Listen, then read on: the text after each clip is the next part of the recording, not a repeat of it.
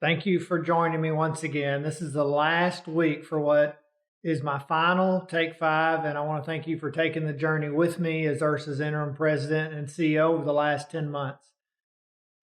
This period has been, of course, not very easy for the fitness industry, but the way the gyms, industry partners, and fitness professionals have come together with IHRSA to accomplish all that we have has really been nothing short of inspiring.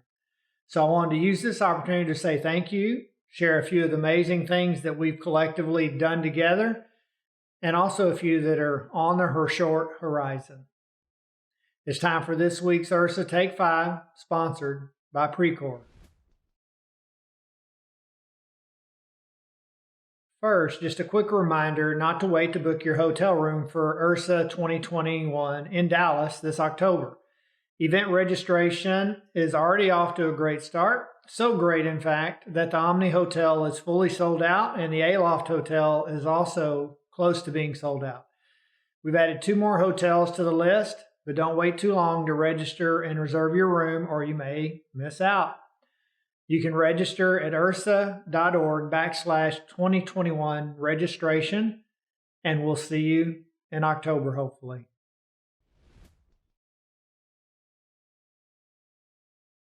Sadly, there isn't enough time to review everything IHRSA, along with all of you and the fitness industry, have accomplished in the last year.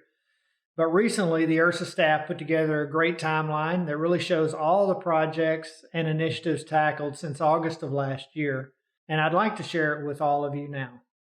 As you can see, August and September were just the beginning of increased engagement with state alliances and the first Headlight teams beginning their work.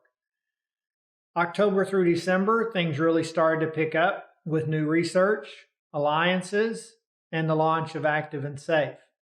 Things didn't slow down from January to March either. We launched Talks and Takes, got the GYMS Act introduced in Congress, which now, by the way, has 140 co-sponsors. And we also held the first United We Rise event, bringing together our allies from around the industry. All while IHRSA headquarters was in the process of downsizing and moving. In April, we restructured and improved our membership options. In May, we added new partnerships and announced IHRSA 2021 was moving to Dallas from LA. And this month, we've updated guidelines and best practices and received a significant grant from the John W. Brick Foundation to assess and address awareness around the mental health benefits of exercise. I'm particularly excited about the John W. Brick project with the IHRSA Foundation because it's an opportunity to demonstrate the role the fitness industry and industry health professionals can play in improving mental well-being.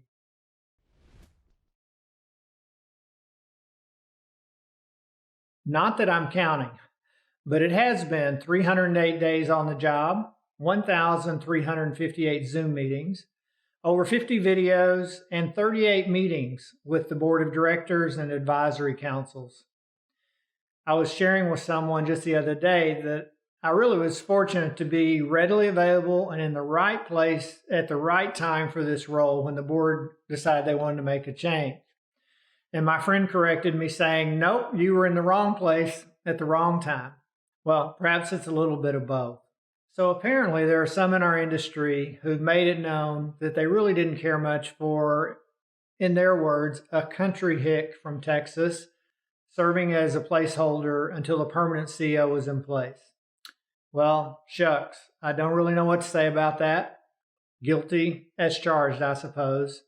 But as I've shared with numerous people recently, although I may not have brought a lot of pedigree to the party, one thing I did bring was an abundance of relationships with really high character industry leaders that were willing to help out on short notice. I called, they answered, I asked, and they said yes. As we're all aware, it's in vogue, or it's at least more frequently mentioned in conjunction with the younger workforce these days, that people want to pursue a career in which they feel that they can make a difference, and that this sense of purpose often even supersedes the desire for great prosperity. Our industry is overflowing with this sentiment at every age, and I've personally seen it in your eyes, I've heard it in your voice, And most importantly, I've witnessed it in your actions. The Headlight 111 is a representative sample of the best that our beloved industry has to offer. Members of Headlight teams have been vital to an inclusive, integral, and effective strategy in the story of IHRSA's revival. Quite simply, the reimagination of our trade association would not have been possible without them.